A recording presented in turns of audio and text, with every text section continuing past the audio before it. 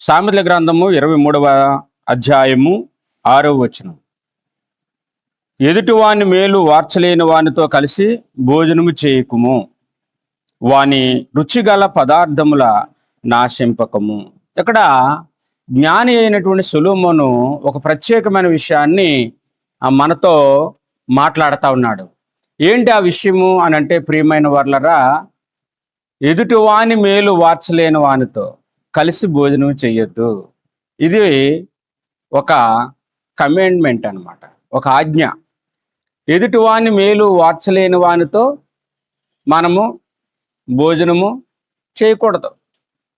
అంటే దాని అర్థం ఏమిటి అని అంటే, ఇద్దరు ఫ్రెండ్స్ ఉన్నారనుకోండి, ఇద్దరు ఫ్రెండ్స్ కూడా చాలా చక్కగా కలిసిమెలిసి తిరుగుతారు, చక్కగా మాట్లాడుకుంటారు, ఆటలాడతారు, స్కూల్కి వెళ్తారు, లేదా ఇంకా ఏదైనా ఒక యాక్టివిటీస్లో పాల్గొంటారు. అలాగని పెద్దవాళ్ళు అయితే మరి వారికి కూడా ఫ్రెండ్స్ ఉంటారు. ఇలా ఎవరి యొక్క ఏజ్ని బట్టి వారికి ఫ్రెండ్స్ ఉంటారు. ఆ ఫ్రెండ్స్ ఉంటారు కానీ, స్నేహితులు ఉంటారు కానీ, వాళ్ళే కొంతమంది ఏం చేస్తారంటే, తన ఫ్రెండ్ బాగున్నాడు అని అనుకుంటే అతడు ఓర్చుకోలేడు, తన సహోద్యోగి బాగున్నాడు అంటే ఓర్చుకోలేడు, తనకంటే తన యొక్క సోదరుడు బాగున్నాడు అంటే వార్చలేరు. ఇలా చాలా రకరకాలుగా మనం చూస్తూ ఉంటాము. మనము బాగున్నాము అనేటువంటి విషయాన్ని ఎదుటి వ్యక్తి చూచి సంతోషపడాల, ఆనందపడాల, చాలా బాగా మంచి పొజిషన్లో నీవు ఉన్నావు, వెరీ గుడ్ అనేటువంటి ఒక మంచి పాజిటివ్ థింకింగు వాళ్ళకు ఉండాలి. చాలామంది అలాగా ఉండరు. చాలామంది ఏం చేస్తారంటే ఓర్చుకోలేరు. నాకంటే ఎక్కువగా ఆడు బాగుపడిపోయాడు, నాకంటే ఎక్కువగా వాళ్ళు ఉన్నారు, నాకంటే పెద్ద ఉద్యోగం ఉంది, నాకంటే పెద్ద స్థితిలో ఉన్నారు, నేను అలా లేను అని ఎదుటివాడితో ఏం చేస్తారంటే, ప్రియమైన వాళ్ళరా, మాట్లాడుతూనే లోపల ఒక ఒక దురదృష్టకరమైనటువంటి, ప్రియమైన వాళ్ళరా, బుద్ధిని మనసులో పెట్టుకొని వాళ్ళు ఏం చేస్తారంటే ప్రవర్తిస్తూ ఉంటారు. ఒక ఇద్దరు ఫ్రెండ్స్కి అందులో ఒకటికి ఉద్యోగం వచ్చింది అనుకోండి, ఉన్నవాడు హ్యాపీ ఫీల్ అవడు, అరే నాకు వచ్చినవి బాగున్ను, వాడికి వచ్చేసింది అనుకుంటాడు.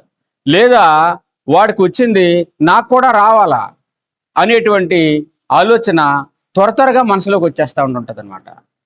అలాగని ప్రియమైన వాళ్ళారా, అలాంటి వ్యక్తులతో దేవుని యొక్క వాక్యం ఏం చెప్తుందంటే, కలిసి భోజనం చేయొద్దు, కలిసి నడవద్దు, కలిసి తిరగవద్దు. అలాంటి వాళ్ళతో, నీ మేలు వార్చుకోలేనటువంటి వ్యక్తితో నువ్వు తిరగకూడదు. నీ మేలును, నీ యొక్క అభివృద్ధిని, నీకున్నటువంటి స్థితిని, వెరీ గుడ్, బాగానే ఉంది, మీరు ఇంకా బాగోవాలా అన్న వాళ్ళతో నువ్వు ఉండాలి తప్ప, నిన్ను క్రిటిసైజ్ చేస్తున్నటువంటి వ్యక్తులతో నువ్వు తిరగకూడదు, ఉండకూడదు, మాట్లాడకూడదు. హలో అంటే హలో అంటే ఎంత ఇంకా.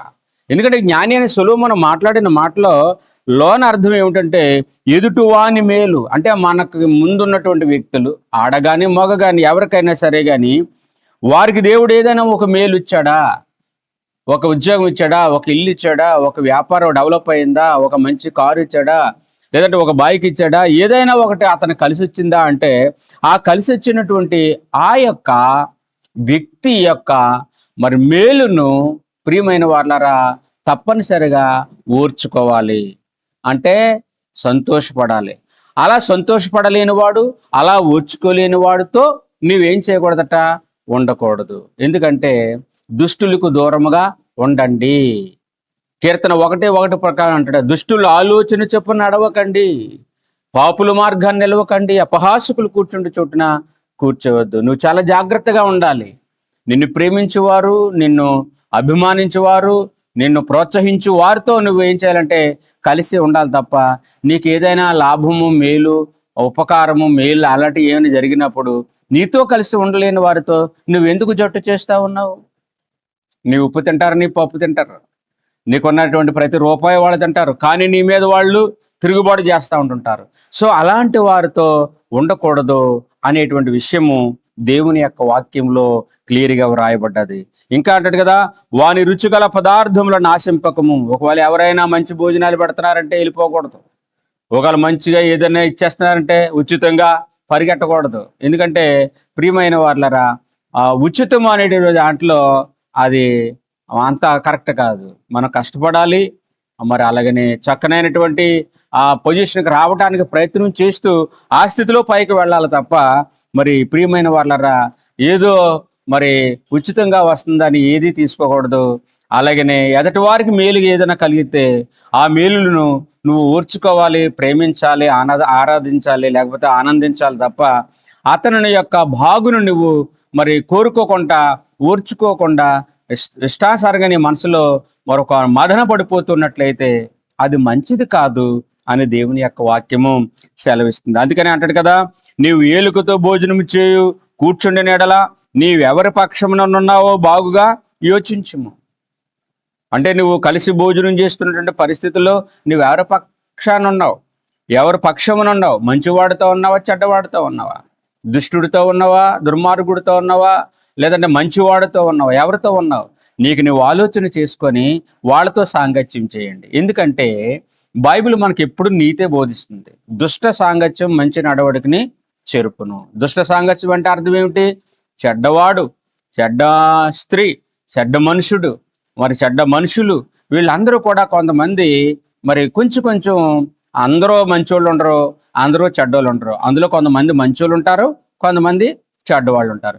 సో నువ్వు మంచివాడిగా ఉండాలనుకుంటే మంచి వాళ్ళతో కలిసి ఉండు, చెడ్డవాళ్ళతో ఉండకు.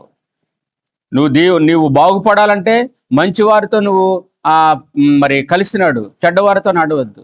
లేదు నేను కూడా వాళ్ళతోనే ఉంటాను, వాళ్ళ పక్షానే ఉంటానంటే నీ కర్మ. ఇక్కడ దేవుడు ఏమంటున్నాడంటే, నిన్ను నువ్వు కాపాడుకో, ఎదటి వారికి మేలు చెయ్యి. ఎదటి వారికి మేలు కలిగినప్పుడు నువ్వు వారితో సంతోషించి కానీ నువ్వు బాధపడొద్దు అనేటువంటి విషయము దేవుని యొక్క వాక్యములో చాలా సుస్పష్టంగా కనబడతా ఉంది. కాబట్టి ప్రియమైన వారులారా, మనమందరమును కూడా మన పొరుగువాడు బాగోవాలని మనం కోరుకోవాలి. మన పొరుగువారు మంచి బట్టలు కట్టుకోవాలనుకోవాలి. మన పొరుగువారు మంచిగా బ్రతకాలని కోరుకోవాలి. మన పొరుగు వారికి అన్ని ఉండాలని కోరుకోవాలి. ఎప్పుడైతే మనం అలా కోరుకుంటామో ప్రియమైన వాళ్ళరా, దేవుడు మనల్ని కూడా బాగోవాలని దేవుడు కోరుకుంటాడు. మనుషులు కోరుకోకపోయినా పర్వాలేదు, మనుషులు ఏమైనా సహాయం చేయకపోయినా పర్వాలేదు, దేవుడు సహాయం చేస్తాడు. ఆయన సెలవిచ్చాడా, నీకు అన్నీ సఫిషియెంట్గా వస్తాయి. ఆయన దీవించాడా, ఆ దీవుని ఎవ్వడవు తీయలేడు. నిన్ను ఆశీర్వదించాడా దేవుడు, ఆ ఆశీర్వాదం వలన ప్రియమైన సహోదరి సహోదరుడా నీవు ఎప్పుడు కూడా దీవించబడతానే ఉంటావు. కాబట్టి ఇహలోక ఆలోచనలను మనం ప్రక్కన పెట్టి దైవపరముగా దేవుని బిడ్డగా మనలను మనము ఫోకస్ చేసుకుంటూ మంచి జీవితాన్ని జీవిస్తూ మనం ముందుకు సాగాలి. కాబట్టి భోజనం చేసినప్పుడు మంచివాడు ఆ ప్రక్కన కూర్చున్నావా, చెడ్డవాడు ప్రక్కన కూర్చున్నావా, మంచివారి పక్షాన్ని కూర్చున్నావా, చెడ్డవారి పక్షాన్ని కూర్చున్నావా, ఇది నువ్వు ఆలోచన చేసుకొని నువ్వు ముందుకు సాగితే నీకు దేవుడు మేలు చేస్తాడు. లోపల నువ్వు ఏ కక్ష క్రోధము లేకుండా హ్యాపీగా ఉండు, నిన్ను దేవుడు ఆశ్చర్యంగా దీవిస్తాడు. కాబట్టి ఎవరి ఎదుట నువ్వు ఉన్నావో ఆ దేవుడు అయినటువంటి యేసుక్రీస్తు వారు, ప్రభు అయిన మరి యెహోవా వారు, పరిశుద్ధాత్మ దేవుడు నీతో మాట్లాడుతూ నాతో మాట్లాడుతూ ఏమంటే, ఎదుటి వాడిని మేలు ఓర్చుకో అని చెప్తున్నాడు. వార్చలేని వానిగా నువ్వు ఉండకూడదు.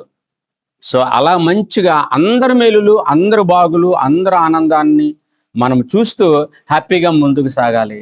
ఎదటివాడు బాగుంటేనే మనం బాగుంటాం. చెట్టు బాగా కాయలు కాస్తే ఒక ఫలమన్నా తింటాం. ఆ చెట్టే లేకపోతే ఏం తింటాము? అలాగే ప్రతివారు బాగోవాలని కోరుకోండి, అప్పుడు దేవుడు మనల్ని కూడా దీవిస్తాడు. ఓకేనా? రైట్.